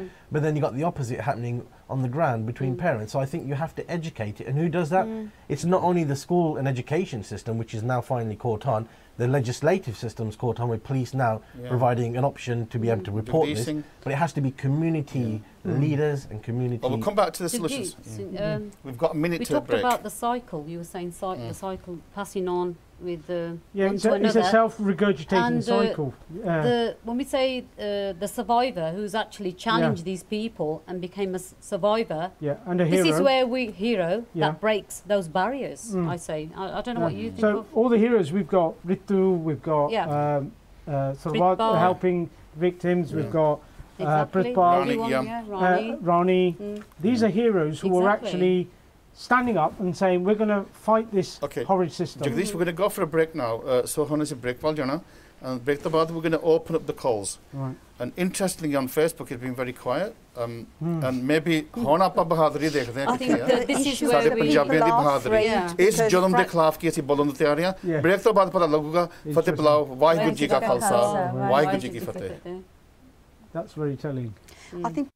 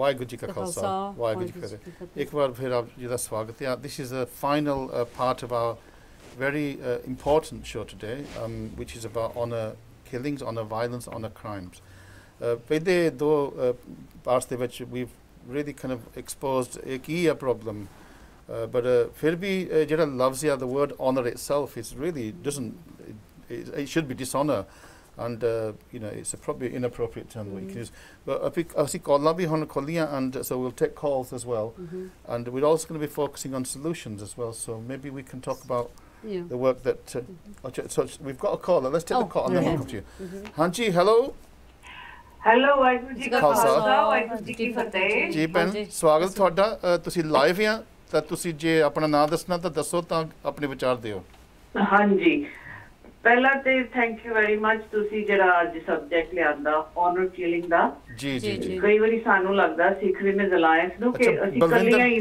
ਅੱਛਾ ਬਲਵਿੰਦਰ ਭੈਣ ਜੀ ਆ ਠੀਕ ਆ ਹਾਂਜੀ ਹਾਂਜੀ ਭੈਣ ਜੀ ਮੈਂ ਤੁਹਾਨੂੰ ਇੱਕ ਸਿੱਧਾ ਸਵਾਲ ਪੁੱਛਣਾ ਸਾਡੇ ਜਿਹੜੇ ਕਮਿਊਨਿਟੀ ਦੇ ਵਿੱਚ ਕਿੱਡੇ ਵੱਡੇ ਬਹਾਦਰ ਆ 3-3 ਫੁੱਟੀਆਂ ਦੇ ਨਾਲ ਫਿਰਦੇ ਆ ਵੀ ਅਸੀਂ ਇਹ ਕਰ ਦੂੰਗੇ ਉਹ ਕਰ ਦੂੰਗੇ ਤਾਂ ਜਦੋਂ ਘਰ ਦੇ ਵਿੱਚ ਜ਼ੁਲਮ ਹੁੰਦਾ ਤਾਂ ਉਦੋਂ ਚੁੱਪ ਹੋ ਜਾਂਦੇ ਆ ਉਹ ਆਪ ਜ਼ੁਲਮ ਕਰਦੇ ਆ ਕਿਉਂ ਨਹੀਂ ਉਹ ਨਾ ਗੁਰਦੁਆਰੇ ਖੜੇ ਹੋ ਕੇ ਨਾ ਪ੍ਰਚਾਰ ਦੇਣ ਨੂੰ ਉਹ ਬਹੁਤ ਹੁਸ਼ਿਆਰ ਆ ਕਿ ਅਸੀਂ ਔਰਤਾਂ ਨੂੰ ਬਚਾ ਕੇ ਲਿਆਉਂਦੇ ਹੁੰਦੇ ਸੀਗੇ ਵੱਡੇ ਉਹ ਆਪਣੇ ਸਪੀਚਿਸ ਦਿੰਦੇ ਸਾਡੇ ਕੰਨ ਬੋਲੇ ਕਰ ਦਿੰਦੇ ਆ ਸਾਡੀਆਂ ਔਰਤਾਂ ਸੁਣ ਕੇ ਨਾ ਉਹਨਾਂ ਦੇ ਕੰਨ ਫਸਦੇ ਆ ਪਰ ਜਦੋਂ ਪ੍ਰੈਕਟਿਸ ਵਿੱਚ ਲਿਆਉਣੀ ਪੈਂਦੀ ਹੈ ਨਾ ਗੁਰਬਾਣੀ ਕਿ ਤੁਸੀਂ ਔਰਤਾਂ ਦੀ ਰਿਸਪੈਕਟ ਕਰੋ ਔਰਤਾਂ ਨੂੰ ਇਕੁਆਲਿਟੀ ਦਵੋ ਫਿਰ ਉਹਨਾਂ ਦੇ ਕੰਨ ਹੀ ਬੰਦ ਹੋ ਜਾਂਦੇ ਉਹ ਸੁਣਦੇ ਹੀ ਨਹੀਂ ਸਾਡੀ ਗੱਲ ਹੈ ਨਾ ਤੇ ਕਦੀ ਮੈਂ ਸੋਚਦੀ ਆ ਕਿ ਸਾਡੀ ਜਿਹੜੀ ਬ੍ਰਿਕ ਉਹ ਸਾਡੇ ਮੋਰੇ ਉਹਨਾਂ ਨੇ ਖੜੀ ਕੀਤੀ ਹੋਈ ਆ 20 ਸਾਲ ਪਹਿਲਾਂ ਜੋ ਕੁਝ ਸੁਰਜੀਤ ਅਥਵਾਲ ਦੇ ਨਾਲ ਹੋ ਰਿਹਾ ਸੀ ਉਹ ਹੁਣ ਵੀ ਹੋ ਰਿਹਾ ਆ ਤੇ ਮੈਂ ਸੋਚਦੀ ਸੀ ਕਿ ਉਹ ਚੇਂਜ ਕਰਨਾ ਨਹੀਂ ਚਾਹੁੰਦੇ ਆਪਣੀ ਨੈਰੇਟਿਵ ਆਪਣੀ ਆਈਡੀਓਲੋਜੀ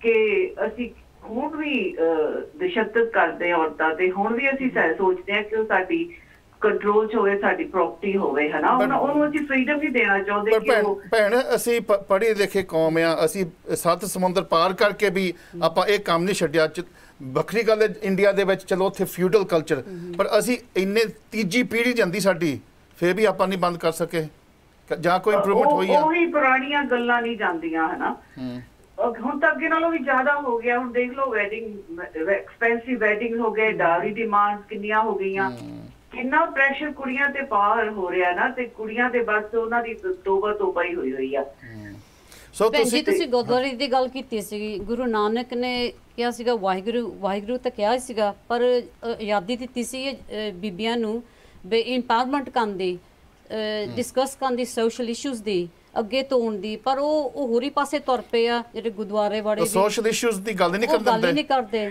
ਨਹੀਂ ਉਹ ਬਿਲਕੁਲ ਨਹੀਂ ਉਹ ਕਹਿੰਦੇ ਸਾਡੀ ਕੌਮ 'ਚ ਕੁਝ ਨਹੀਂ ਹੋ ਰਿਹਾ ਸਾਡੀ ਕੌਮ ਬਹੁਤ ਚੰਗੀ ਆ ਇਹ ਕੰਮ ਜਿਹੜੇ ਆ ਸਾਰੀ ਦੂਜੀਆਂ ਕੌਮਾਂ 'ਚ ਹੋ ਰਿਹਾ ਆ ਉਹ ਇੱਥੇ ਗੱਲ ਬੰਦ ਕਰ ਦਿੰਦੇ ਤੇ ਉਹ ਡਿਬੇਟ ਕਰਨਾ ਵੀ ਨਹੀਂ ਚਾਹੁੰਦੇ ਇਸ ਗੱਲ ਤੇ ਉਹ ਸੋਚਦੇ ਕਿ ਅਸੀਂ ਐਵੇਂ ਪਾਗਲਾਂ ਵਾਂਗੂ ਬੋਲੀ ਜਾਂਦੀਆਂ ਤੇ ਜਦੋਂ ਉਹਨਾਂ ਨੂੰ ਬਹੁਤ ਭਾਰੀ ਹੋ ਜਾਂਦੀ ਨਾ ਉਹਦੇ ਘਰ 'ਚ ਪ੍ਰੋਬਲਮ ਹੁੰਦੇ ਆ ਫਿਰ ਉਹ ਤੁਹਾਡੇ ਕੋਲ ਹੈਲਪ ਮੰਗਦੇ ਆ ਕਿ ਕੁਝ ਕਰੋ ਹਨਾ ਹਾਂਜੀ ਭੈਣ ਜੀ ਸਾਡੇ ਹੋਰ ਵੀ ਕਾਲਸ ਆ ਤੁਸੀਂ ਬਹੁਤ ਸੋਹਣੇ ਪਰ ਮੈਂ ਜਗਜੀਤ ਨੂੰ thank you very much for ringing me Waheguru ji ਕਾ ਖਾਲਸਾ ਥੈਂਕ ਯੂ ਜੀ ਆਪਾਂ ਸਰਜੀਤ ਦੀ ਗੱਲ ਕਰਦੇ ਆ ਹਾਂਜੀ ਕਿਉਂਕਿ ਅਸੀਂ ਗੱਲ ਕੀਤੀ ਧਰਮੀਆਂ ਦੀ ਕੀ ਜ਼ਿੰਮੇਵਾਰੀ ਪਰ ਸਰਜੀਤ ਦੇ ਵਿੱਚ ਤਾਂ ਉਹਨਾਂ ਦੀ ਫੈਮਿਲੀ ਧਰਮੀ ਵੀ ਸੀਗੇ ਮੁਖੀ ਵੀ ਸੀਗੇ ਗੁਰਸਿੱਖ ਸੀਗੇ ਸਾਰਾ ਫਿਰ ਵੀ ਉਹ ਕੀਰਤਨ ਘਰ ਹਫਤਾ ਕੀਰਤਨ ਪ੍ਰੋਗਰਾਮ ਹੁੰਦੇ ਸੀ ਪੱਗਾਂ ਬੰਨ੍ਹਦੇ ਸੀ ਕੀਰਤਨ ਸਮਾਗਮਾਂ ਵਿੱਚ ਜਾਂਦੇ ਸੀ ਮੱਥੇ ਟੇਕਦੇ ਸੀ ਸਾਰਾ ਕੁਝ ਮਦਰੀ ਲੋ ਸੀ ਕੇਸ ਕੀ ਬੰਦੀ ਸੀ ਗੁਰਸਿੱਖ ਸੀ ਸਾਰਾ ਇਹ ਜਿਹੜਾ ਬਚਨ ਕੌਰ ਦੀ ਤੁਸੀਂ ਪਿਕਚਰ ਵੀ ਦੇਖ ਸਕਦੇ ਆ ਗੁਰੂ ਨਾਨਕ ਦੀ ਬਾਣੀ ਪੜੋ ਉਹ ਮੁੱਲਿਆਂ ਬਾਰੇ ਬੋਲਦੇ ਨੇ ਬਾਹਮਣਾਂ ਬਾਰੇ ਬੋਲਦੇ ਕਿ ਇਹ ਮੁੱਲੇ ਤੇ ਬਾਹਮਣ ਬੜਾ ਪ੍ਰਚਾਰ ਕਰਦੇ ਸੋਸਾਇਟੀ ਨੂੰ ਕਿ ਰੱਬ 'ਚ ਪੂਜਾ ਕਰੋ ਰੱਬ 'ਚ ਆ ਵਿਸ਼ਵਾਸ ਰੱਖੋ ਆ ਕਰੋ ਜੇ ਕਰੋ ਪਰ ਉਹ ਗੁਰੂ ਨਾਨਕ ਪੁੱਛਦਾ ਮੁੱਲਾ ਬਾਹਮਣ ਤੂੰ ਆਪਣੀ ਜ਼ਿੰਦਗੀ ਵੱਲ ਵੇਖ ਜਿਹੜੇ ਪਾਪ ਤੂੰ ਕਰ ਰਿਹਾ ਆਪਣੇ ਘਰ 'ਚ ਉਹ ਵੇਖ ਉਹੀ ਡਾਇਰੈਕਟ ਗੱਲਾਂ ਅੱਜ ਟੁਕਦੀਆਂ ਸਾਡੇ ਗ੍ਰੰਥੀਆਂ ਤੇ ਸਾਡੇ ਪ੍ਰਧਾਨਾਂ ਤੇ ਸਾਡੇ ਆਪ ਤੇ ਮੌਲਵੀਆਂ ਤੇ ਸਾਰੀ ਪਾਸੇ ਹਾਂਜੀ ਚਲੋ ਜੀ ਆਪਾਂ ਅਗਲੀ ਕਾਲ ਵਜਨ ਦੇ ਮੁਲਕਮ ਚ ਹਾਂਜੀ ਵਾਹਿਗੁਰੂ ਜੀ ਕਾ ਖਾਲਸਾ ਵਾਹਿਗੁਰੂ ਜੀ ਕੀ ਫਤਿਹ ਹੈਲੋ हाँ जी डॉक्टर गुरनाम सिंह जी ਤੁਹਾਨੂੰ ਸਾਰਿਆਂ ਇਕੱਠਿਆਂ ਨੂੰ ਹੀ ਤੁਹਾਡੇ ਸਟਾਫ ਨੂੰ ਗੁਰਦੇਵ ਸਿੰਘ ਭੋਗਲ ਵੱਲੋਂ ਵਾਹਿਗੁਰੂ ਜੀ ਕਾ ਖਾਲਸਾ ਵਾਹਿਗੁਰੂ ਜੀ ਕੀ ਫਤਿਹ। ਭੋਗਲ ਸਾਹਿਬ ਅਸੀਂ ਅੱਜ ਜਿੱਦਾਂ ਸੱਪ ਫੜ ਲਿਆ ਹੁਣ ਪਤਾ ਨਹੀਂ ਛੱਡੀਏ ਜਾਂ ਨਾ ਛੱਡੀਏ ਅੱਗੇ ਕਿੱਦਾਂ ਤੁਰੀਏ? ਨਹੀਂ ਤੁਸੀਂ ਇਦਾਂ ਕਰੋ ਤੁਸੀਂ ਮੈਨੂੰ 2 ਮਿੰਟ ਦੇ ਦਿਓ ਸੱਪ ਛੱਡੋ ਨਾ ਛੱਡੋ ਤੇ ਮੈਂ ਤੇ ਚਲੋ ਸਮੇਂ ਦੀ ਬਚਤ ਕਰੀਏ ਸਮਾਂ ਬਹੁਤਾ ਨਹੀਂ ਲੈਣਾ ਮੈਂ ਦੋ ਵਿਚਾਰ ਮੈਂ ਤਾਂ ਪਹਿਲਾਂ ਜਿਹੜੇ ਸਾਡੀ ਬੇਟੀ ਰੀਤੂ ਸ਼ਰਮਾ ਨੇ ਜਿਹੜੀ ਗੱਲ ਕੀਤੀ ਹੈ ਨਾ ਜਵਾਬ ਦਿੱਤਾ ਮੈਨੂੰ ਹਾਲੇ ਤੱਕ ਚੇਤਾ ਆਇਆ ਮੈਂ ਤੁਹਾਡਾ ਪ੍ਰੋਗਰਾਮ ਸਾਰਾ ਸੁਣਿਆ ਉਹਨਾਂ ਨੇ ਕਿ ਤੁਸੀਂ ਸਵਾਲ ਕੀਤਾ ਸੀ ਉਹਨੇ ਜਵਾਬ ਦਿੱਤਾ ਕਿ ਧਰਮੀ ਬੰਦਾ ਇਸ ਤਰ੍ਹਾਂ ਨਹੀਂ ਕਰੇਗਾ ਔਰ ਮੈਂ 200% ਸਹਿਮਤ ਹਾਂ ਜਿਹੜਾ ਧਰਮੀ ਬੰਦਾ ਹੋਏਗਾ ਨਾ ਧਰਮ ਦਾ ਮਖੌਟਾ ਪਾਈ ਫਿਰਦੇ ਦੀ ਗੱਲ ਨਹੀਂ ਕਰਦਾ ਜਿਹੜਾ ਧਰਮੀ ਬੰਦਾ ਹੋਏਗਾ ਉਹ ਇਸ ਤਰ੍ਹਾਂ ਆਨਰ ਕਿਲਿੰਗ ਨਹੀਂ ਕਰੇਗਾ ਕਿਉਂਕਿ ਉਹਦੇ ਅੰਦਰ ਇਮਾਨਦਾਰੀ ਹੋਏਗੀ ਉਹਦੇ ਅੰਦਰ ਇਨਸਾਨੀਅਤ ਹੋਏਗੀ ਤੇ ਉਹਦੇ ਅੰਦਰ ਰੱਬ ਦੀ ਭੈ ਭਾਵਨੀ ਹੋਏਗੀ ਦਇਆ ਹੋਊਗੀ ਦਇਆ ਉਹਦੇ ਵਿੱਚ ਹੋਊਗੀ ਦਇਆ ਇਹ ਦਇਆ ਕੀ ਦੇਖੋ ਇਮਾਨਦਾਰੀ ਤੇ ਇਨਸਾਨੀਅਤ ਦੇ ਵਿੱਚ ਦਇਆ ਉਹਦੇ ਵਿੱਚ ਹੀ ਆ ਜਾਂਦਾ ਨਾ ਦਇਆ ਜੀ ਕਿ ਉਹਦਾ ਇਹ ਵੀ ਫਰਜ਼ ਹੈ ਭੋਗਲ ਸਾਹਿਬ ਧਰਮੀ ਬੰਦਾ ਉਹ ਆਪ ਤਾਂ ਨਹੀਂ ਕਰੇਗਾ ਧਰਮੀ ਬੰਦੇ ਦਾ ਫਰਜ਼ ਵੀ ਬਣਦਾ ਕਿ ਜੋ ਕਰ ਰਿਹਾ ਉਹਦੇ ਵਿਰੁੱਧ ਬੋਲੇਗਾ ਉਹਨੂੰ ਵੀ ਰੋਕੇ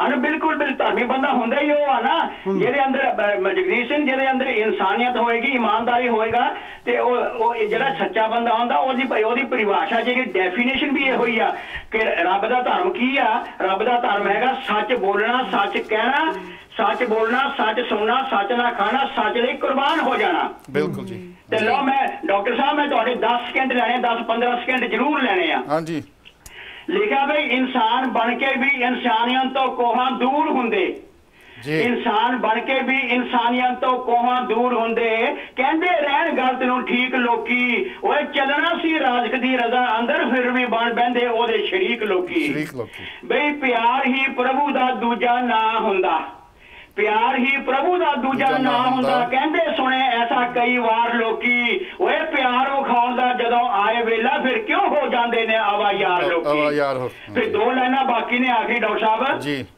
बई 4 चुफेरे धरती ते धर्म दा बोल बाला जिहड़ी आपां गल्लां कर चुके हां 4 चुफेरे धरती ते धर्म दा बोल बाला तां भी करदे रहन बजर गुनाह लोकी ओए ऑनर किलिंग दे भोगल ना हेठां क्यों निर्दोष बच्चियां देण मकान लोकी ओए ऑनर किलिंग दे ना हेठ भोगल क्यों निर्दोष बच्चियां देण मकान लोकी मैनूं नहीं समझ लगदी क्यों निर्दोष बच्चियां देण मकान लोकी ਭੋਗਲ ਸਾਹਿਬ ਬਹੁਤ ਧੰਨਵਾਦ ਜੀ ਤੁਸੀਂ ਬਹੁਤ ਧੰਨਵਾਦ ਵੀਰ ਜੀ ਬਹੁਤ ਧੰਨਵਾਦ ਵਾਹਿਗੁਰੂ ਜੀ ਕਾ ਖਾਲਸਾ ਵਾਹਿਗੁਰੂ ਜੀ ਕੀ ਫਤਿਹ ਮੈਂ ਗੱਲ ਕਲੀਅਰ ਕਰਨੀ ਸੀ ਸਾਰੇ ਕੌਮਾਂ ਚ ਹੁੰਦੀ ਹੈ ਇਹ ਗੱਲ ਇੱਕ ਕੌਮ ਚ ਨਹੀਂ ਹੈਗੀ ਜਿਹੜੇ ਔਨਰ ਵਾਇਲੈਂਸ ਆ ਬਿਲਕੁਲ ਹੁੰਦੀ ਹੈ I had a point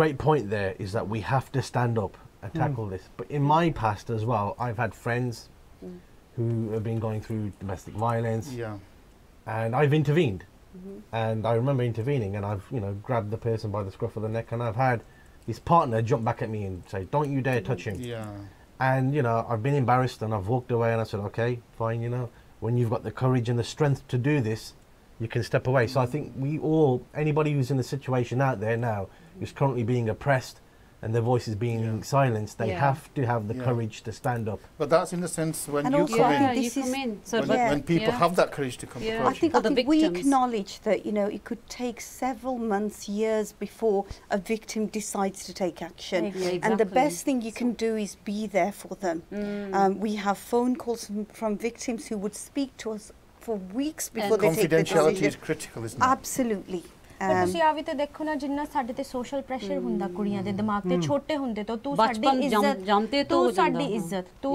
ਬਾਹਰ ਨਹੀਂ ਜਾ ਸਕਦੀ ਤੂੰ ਆ ਨਹੀਂ ਪਾ ਸਕਦੀ ਤੂੰ ਬਲਾ ਬਲਾ ਬਲਾ ਉਹ ਕੁੜੀ ਜਦੋਂ ਇੰਨੇ ਕ੍ਰੂਸ਼ੀਅਲ ਸਟੇਜ ਤੇ ਪਹੁੰਚ ਜਾਂਦੀ ਕਿ ਇੱਕ ਬੰਦੇ ਨਾਲ ਰਹਿ ਹੀ ਨਹੀਂ ਸਕਦੀ ਜੋ ਇੰਨਾ ਵੱਡਾ ਡਿਸੀਜਨ ਬਣਾਉਗੀ ਪਹਿਲਾਂ ਤੇ ਉਹਨੂੰ ਆਪਣੇ ਆਪ ਤੇ ਕੌਨਫੀਡੈਂਸ ਨਹੀਂ ਹੋਊਗਾ ਕਿਉਂਕਿ ਸਾਰੀ ਕੌਨਫੀਡੈਂਸ ਤਾਂ ਪਹਿਲੇ ਤੋੜੀ ਜਾਂਦੀ ਆ ਬਚਪਨ ਤੋਂ ਹੀ ਤੇ ਜਿਹੜੇ ਬਾਕੀ ਸਾਰੇ ਆਲੇ ਦੁਆਲੇ ਦੇ ਲੋਕ ਆ ਤੁਹਾਡੀ ਕਮਿਊਨਿਟੀ ਆ ਗੁਰਦੁਆਰੇ ਦੀਆਂ ਬੀਬੀਆਂ ਆ ਤੁਹਾਡੀਆਂ ਫਰੈਂਡ ਜੋ ਤੁਹਾਨੂੰ ਇੱਕ ਬੰਦਾ ਸਿਆਣੀਆਂ ਲੇਡੀਜ਼ ਵੀ ਆਹੀ ਕਹਿਣਗੀਆਂ ਪੁੱਤ ਆਪਣਾ ਘਰ ਨਾ ਤੋੜ ਆਪਣੇ ਹਸਬੰਡ ਨੂੰ ਨਾ ਛੱਡ ਕੇ ਜਾ ਤੇਰਾ ਕੋਈ ਕਿਤੇ ਕੁਛ ਨਹੀਂ ਹੈਗਾ ਤੇਰੀਆਂ ਕੁੜੀਆਂ ਰੁੱਲ ਜਾਣੀਆਂ ਤੇਰੇ ਮੁੰਡਿਆਂ ਨੇ ਪੜਨਾ ਇਹ ਕਹਿੰਦੇ ਸਾਡੀ ਕੁੜੀਆਂ ਕੋ ਕੌਨਫੀਡੈਂਸ ਨਹੀਂ ਹੈਗੀ ਕੌਨਫੀਡੈਂਸ ਕਿੱਥੋਂ ਆਵੇ ਇਹ ਅਸੀਂ ਅਨਪੜ੍ਹ ਫੈਮਿਲੀਜ਼ ਦੀ ਗੱਲ ਨਹੀਂ ਕਰਦੇ ਪਏ ਅਸੀਂ ਪੜ੍ਹੀਆਂ ਲਿਖੀਆਂ ਫੈਮਿਲੀਜ਼ ਦੀ ਗੱਲ ਕਰਦੇ ਪਏ ਆ ਰਿਤੂ ਜੇ ਆਪਾਂ ਜੇ ਹੁਣ ਮੁੰਡੇ ਆ ਹਾਂਜੀ ਭਾਵੇਂ ਨਸ਼ੇ ਕਰਨ ਭਾਵੇਂ ਚੋਰੀਆਂ ਕਰਨ ਭਾਵੇਂ ਲੜਨ ਭਾਵੇਂ ਗੋਰੀਆਂ ਨਾਲ ਫੜਨ ਮੈਂ ਹੁਣ ਸੱਚੀ ਗੱਲ ਕਰਦਾ ਭਾਵੇਂ ਗੋਰੀਆਂ ਨਾਲ ਫੜਨ ਉਹ ਇੱਜ਼ਤ ਨਹੀਂ ਕਮਾਉਂਦੇ ਇੱਕ ਲੜਕੀ ਕਹਿੰਦੇ ਮੈਂ ਯੂਨੀਵਰਸਿਟੀ ਪੜ੍ਹਨਾ ਆ ਪਤਾ ਕੀ ਕਹਿੰਦੇ ਉਹਨੂੰ ਕਿਤੇ ਤੂੰ ਸਾਡੀ ਇੱਜ਼ਤ ਗਵਾ ਗਈ ਕੋਈ ਆ ਨਾ ਤੂੰ ਘੁੰਮ ਫਿਰ ਲਾ ਕੋਈ ਨਾ ਤੂੰ ਬਾਹਰ ਫਿਰ ਲਾ ਜਿੰਨਾ ਮਰਜੀ ਬਾਹਰ ਜਾ ਗਰਲਫ੍ਰੈਂਡ ਬਣਾ ਤੇ ਤੇਰਾ ਕੋਈ ਨਾ ਫੇਰ ਵਿਆਹ ਕਰ ਦੂੰਗੀ ਉਹਦੀ ਇੱਜ਼ਤ ਨਹੀਂ ਜਾਂਦੀ ਉਹ ਠੀਕ ਹੈ ਕੋਈ ਇੱਜ਼ਤ ਉਹਦੀ ਠੀਕ ਹੈ ਆਪਾਂ ਇਹ ਨਹੀਂ ਕਹਿੰਦੇ ਇਹ ਕਦੇ ਦਰਸ਼ਕ ਇਹ ਨਾ ਸਮਝਣ ਵੀ ਅਸੀਂ ਕਹਿੰਦੇ ਵੀ ਬੇ ਹੋਣਾ ਚਾਹੀਦਾ ਨਹੀਂ ਕਹਿੰਦੇ ਬਿਲਕੁਲ ਨਹੀਂ ਕਹਿੰਦੇ ਪਰ ਡਬਲ ਸਟੈਂਡਰਡ ਨਹੀਂ ਹੋਣੇ ਚਾਹੀਦੇ ਇਸ਼ੂ ਆਇਆ we don't learn to agree to disagree ਸਾਨੂੰ ਇਹ ਸਮਝ ਨਹੀਂ ਆਉਂਦੀ ਕਿ ਜ਼ਰੂਰੀ ਨਹੀਂ ਹੈ ਕਿ ਅਸੀਂ ਦੂਸਰਾ ਬੰਦਾ ਸਾਡੀ ਹਰ ਗੱਲ ਨਾਲ ਸਹਿਮਤ ਹੋਏ ਤੇ ਫੇਰ ਹੀ ਸਹੀ ਹੋਊਗਾ ਹੋ ਸਕਦਾ ਅਗਲਾ ਬੰਦਾ ਸਟਰੋਂਗ ਮਾਈਂਡਡ ਆ ਉਹਦਾ ਡਿਫਰੈਂਟ ਪਰਸਪੈਕਟਿਵ ਆ ਜ਼ਰੂਰੀ ਨਹੀਂ ਉਹ ਗਲਤ ਹੋਏ ਜੇ ਇੱਕ ਕੁੜੀ ਵੱਧ ਗਈ ਫੁੱਲ ਗਈ ਉਹਦਾ ਦਿਮਾਗ ਚੱਲਣ ਲੱਗ ਗਿਆ ਉਹ ਕੌਨਫੀਡੈਂਟ ਹੈ ਇੰਟੈਲੀਜੈਂਟ ਹੈ if she's got the intellect to question the system ਜ਼ਰੂਰੀ ਨਹੀਂ ਕਿ ਉਹ ਗਲਤ ਆ ਸਰਵਤ ਯੂ ਮਾਈਟ ਕਮ ਇਨ ਮੈਂ ਤਾਂ ਕਹਿੰਦਾ ਜੇ ਹਾਂ ਤੁਸੀਂ ਬਚਪਨ ਤੋਂ ਆਪਣੀਆਂ ਬੱਚੀਆਂ ਨੂੰ strong willed independent minded ਬਣਾਵੋ ਤਾਂ ਤੁਸੀਂ ਉਹਨਾਂ ਨੂੰ ਕਹੋ ਵੀ ਤੁਸੀਂ ਆਪਣੀ ਬੋਡੀ ਦਾ ਸਤਿਕਾਰ ਕਰਨਾ ਤੁਸੀਂ ਆਪਣੇ ਫਿਰ ਜੇ ਤੁਸੀਂ ਯੂਨੀਵਰਸਿਟੀ ਉਹ ਆਪਣੇ ਆਪ ਰੱਖਿਆ ਕਰ ਸਕਦੇ ਹੋ that's where religion comes in very strong minded actually a positive ਉਹਦਾ ਲਾਗੇ ਨਹੀਂ ਕੋ ਆ ਸਕਦਾ absolutely you got to give your daughters a positive role model because when they grow up you got to understand now that they are going to university they're out there you've got to give them the independence because if you're going to keep them locked away and then all of a sudden they're going to university and they're not going to be able to that's what's been happening with the grooming gangs. They've been grooming girls who lack confidence, who lack esteem, who have vulnerable girls. So we make them vulnerable. Then we say they've got trapped. ਚਿੜੀ ਇੱਕ ਪਿੰਜਰੇ 'ਚ ਆ ਉਹਨੂੰ ਵਸਾਇਆ ਪਿੰਜਰੇ 'ਚ ਰੱਖਿਆ ਉਹ ਪਿੰਜਰੇ 'ਚੋਂ ਨਿਕਲਦੀ ਉਹਨੂੰ ਪਤਾ ਨਹੀਂ ਕਿੱਦਾਂ ਸਰਵਾਈਵ ਹੋਣਾ ਕਿੱਦਾਂ ਮੈਂ ਆਪਣੇ ਆਪ ਨੂੰ ਸਰਵਾਈਵ ਕਰ ਸਕਦੀ ਹਾਂ ਸਾਡੀ ਪੰਜਾਬੀ ਕਮਿਊਨਿਟੀ ਬੜਾ ਫਲਾਇਆ ਜਾਂਦਾ ਹੈ ਕਿ ਜੀ ਪਾਕਿਸਤਾਨੀ ਜਾਂ ਮੁਸਲਮਾਨ ਸਾਡੀ ਕੁੜੀਆਂ ਨੂੰ ਫੜ ਕੇ ਲੈ ਜਾਂਦੇ ਆ ਹਾਂਜੀ ਜੇ ਤੁਸੀਂ ਇਹ ਨਾ ਥੋੜੀ ਜਿਹੀ ਖੋਜ ਵੀ ਕਰੋ ਉਹਨਾਂ ਕੇਸਿਸ ਤੇ ਉਹ ਕੁੜੀਆਂ ਜਿਹੜੀਆਂ ਆਪ ਪੰਜਾਬੀ ਫੈਮਲੀਆਂ ਨੇ ਏਲੀਨੇਟ ਕਰ ਦਿੱਤੀਆਂ ਪਿਆਰ ਨਹੀਂ ਦਿੱਤਾ ਉਹ ਫਿਰ ਵਿਚਾਰੀਆਂ ਟੁੱਟੀਆਂ ਭੱਜੀਆਂ ਗਵਾਚੀਆਂ ਇਮੋਸ਼ਨਲੀ ਉਹਨਾਂ ਨੂੰ ਅਫੈਕਸ਼ਨ ਹੀ ਨਹੀਂ ਮਿਲਿਆ ਅਫੈਕਸ਼ਨ ਨਹੀਂ ਮਿਲਿਆ and they get drawn in they're drawn in a lot quicker because they haven't had the love because this is the point there's a lack of emotional intelligence and the ability to express love and I've seen that in many families and I think that's something collectively we should overcome and be able to express ourselves people find a threat ਜੇ ਕੋਈ ਲੜਕੀ ਜਾਂ ਲੜਕਾ ਕੋਈ ਕਿਸੇ ਨਾਲ ਸ਼ਾਦੀ ਕਰਨਾ ਚਾਹੁੰਦਾ they decent people and they believe the same faith ਤੁਹਾਡੀ there's nothing wrong with that even with their different faith ਪਰ ਆਪਣੇ ਨਾ they're so arrogant to why should faith be a barrier when you can have two different faiths I totally agree and why should having a different faith be a conflict issue when two faiths can come together and share and enrich. It's about two people coming together, making a happy life. It could be different faiths, it does not matter. But interestingly, I think even when they're of the same faith, if they're from a different caste or whatever, there's still a problem. So it's not really about faith, is it? No, it's not. It's about the honor. ਆਪਣੇ ਜਿਹੜੇ mentality ਆਪਣੇ ਜਿਹੜੇ ਲੋਕਾਂ ਦੀ ਨਾ that's what artificial control, ਇੱਜ਼ਤ ਆ ਹੋ ਜਾਊਗਾ ਉਹ ਹੋ ਜਾਊਗਾ ਜੇ ਹੋ ਜਾਊਗਾ ਉਹ ਹੋ ਜਾਊਗਾ these are all artificial features of our internal insecurities. That's what it goes. Fantastic. That's what it goes down to. You hit the our nail on the head. insecurities. ਉਹਦਾ ਅਸੀਂ ਕਹਿੰਦੇ ਅਸੀਂ ਕੁੜੀਆਂ ਨੂੰ ਚਾਹੁੰਦੇ ਨੇ ਮੇਰੀ ਕਿਰਪਾਨ ਦੇਖੋ ਕਿੱਡੀ ਵੱਡੀ ਮੇਰੀ ਦਮਾਲਾ ਕਿੱਡਾ ਵੱਡਾ ਇਹ ਤੁਹਾਡੇ ਦਿਲ ਕਿੱਡੇ ਛੋਟੇ ਤਾਂ ਬਾਹਰਲਾ ਤੁਹਾਡਾ ਕਿੱਡਾ ਵੱਡਾ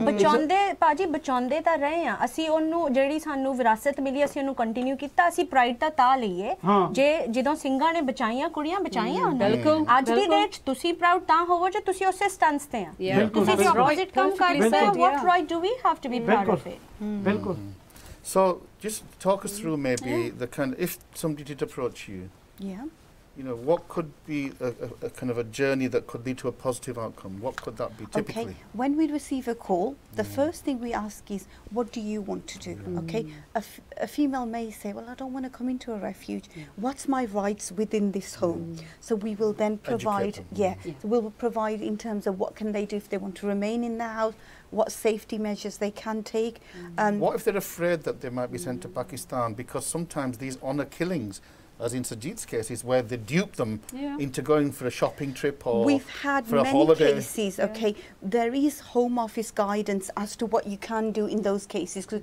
I have come across a girl who actually said I am going to go but there's a small concern that what if they do this to me so what we recommend is there's a whole list I haven't got in front of me but things like a copy of the passport we alert the authority the forced marriage unit that where they're going so we ask things like who's your trusted friend abroad that if there is a problem we could call them can you call us make sure she has the number of the local embassy, who to call if there is an emergency. There's a whole list of the Home Office. You can actually become a ward of the court as well, can't you? That actually a judge. Yeah.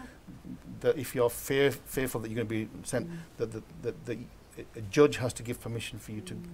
Absolutely, you could be asked to, under the forced marriage protection orders, you could be asked to surrender the passport, become a ward of the court. That's the ward of the court. There's various things that you can attach to any order. We've got a call. Let's take the next call. Yeah. So, Waheguru Ji Ka Khalsa, Waheguru Ji Ki Fateh. Hello. Hello, Waheguru Ji Ka Khalsa, Waheguru Ji Ki Fateh. जी भाई साहब स्वागत ਤੁਹਾਡਾ ਜੀ ਨਾਂ ਦੱਸੋ ਤਾਂ ਕਿੱਥੋਂ ਕਰਦੇ ਕਾਲ ਮੇਰਾ ਨਾਮ ਰਿਆਸਤ ਦਾ ਹੈ ਰਾਇਤ ਜੀ ਅੱਛਾ ਹਾਂ ਜੀ ਕੀ ਕਹਿਣਾ ਚਾਹੋਗੇ ਅੱਜ ਦੇ ਪ੍ਰੋਗਰਾਮ ਤੇ मैं ये कहना चाहना है कि जो आजकल थोड़ा प्रोग्राम चल रहा है तो हमारे कुछ विचार इस थोड़े नाल साझे करने से जी जी जी कि हर एक परिवार चाहता हैगा या चाहे बच्चा है चाहे बच्ची है तो उन्होंने बच्चे बड़े हो के चंगे पढ़ सकना चंगी जिंदगी गुजार सकन तो फिर माँ पे उन्होंने यूनिवर्सिटी करते हैं चाहे लड़की है चाहे लड़का है जब यूनिवर्सिटी 4-5 साल लाते हैं वो अपने साथी भी उत्थे कई बारी पछाण कर लेंदे आ ते जिन्हां नाल फिर अपना जिंदगी गुजारना चाहते हैं ਜਦੋਂ यूनिवर्सिटी का डिग्री लेके वापस आते हैं तो फिर मापे की करते हैं मोस्ट ऑफ द टाइम वो अपनी मर्जी बच्चों से थपते हैं चाहे लड़का है या चाहे लड़की हैगी है जिहड़ा कि उन्हां दा मजबूरी में ब्याह करना है चाहे समाज की खुशी लई जां कि साडे जिम्मे कोई दोष ना आवे जिस करके उत्थे प्रॉब्लम शुरू हो जानी है खास करके होर भी इंपॉर्टेंट हैगा जो अपनी बच्चियां हैं मैं तो यही कहेगा कि सब तो ज्यादा उन्होंने अच्छी विद्या दियो ताकि अपने पैरों पे खड़ो सकन अगर कोई जिंदगी कभी पेशी होती है तो किसी का मथाज नहीं बन गए मैं इस करके अपने बच्चों का इस तरह किया कि दो बच्चे बहुत ही खुश है कि मैं बड़ा धन कहना है कि उन्होंने मर्जी के नाल उन्होंने अपने जीवन साथी चुनिया है बहुत ही कामयाब रहे बहुत बहुत धन्यवाद जी वाहिगुरू जी का खालसा वाहिगुरू जी की फतेह जी मैं ना एक और भी गल करनी चाहना जिन्नी कि मैं रिसर्च देखी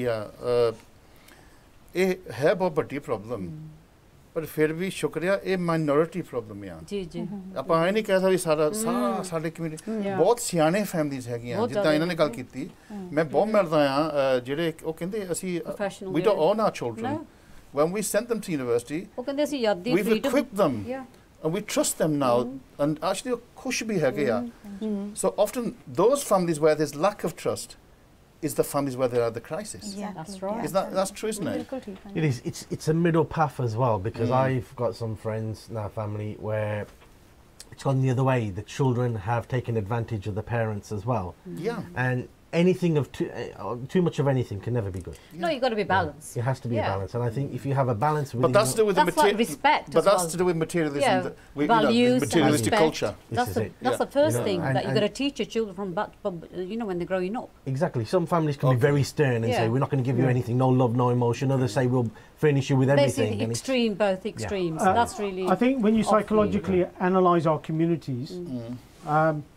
There's a lot of, for example, Punjabi parents who are not nasty, who are not forceful, but they're scared.